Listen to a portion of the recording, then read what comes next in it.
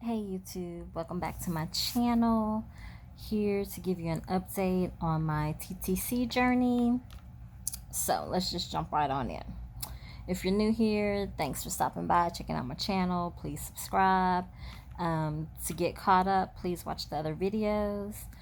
But yesterday I had IUI number 3. So I used a different donor.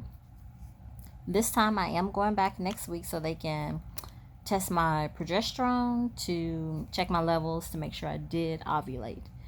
Now, some things that I learned the other day as well is that I do have a blood clotting disorder that I didn't know I had. It's the 4G polymorphism, something like that, but it's a blood clotting disorder, and basically it can cause miscarriages in early pregnancy.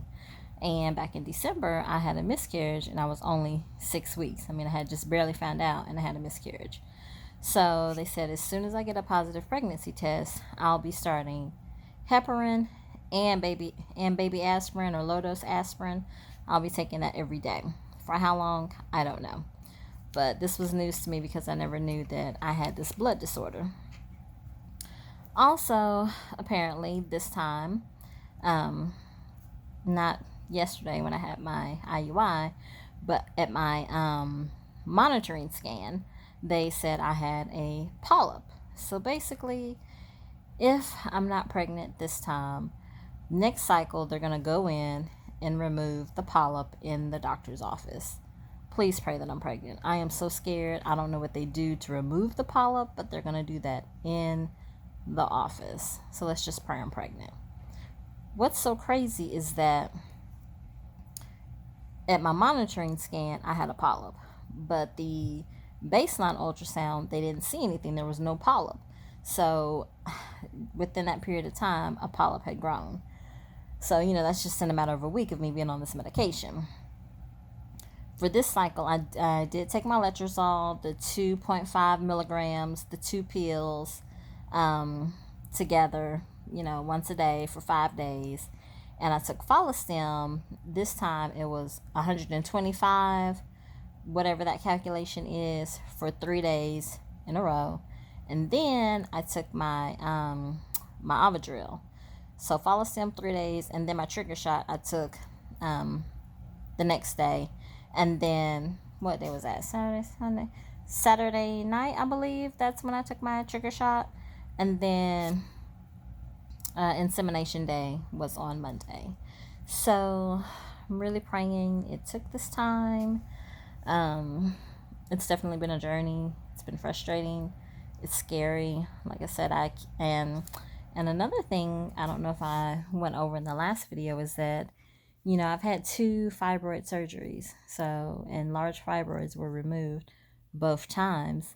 And I learned that when I went to my baseline appointment this time around that there are some tiny fibroids in my uterus. So I got tiny fibroids, and now I have a polyp, and I learned that I have, some type of blood clotting disorder. It's a lot to wrap my head around. And sometimes I wonder, has that been the reason the entire time that, I haven't been able to get pregnant, or it takes so long to get pregnant, But there is a group on Facebook that I recently joined. It's late. I don't know the name of it, but it's Lovenox ladies that are basically on different blood thinners, during their pregnancy for various blood clotting disorders. Like I said, this is completely new to me and a shock.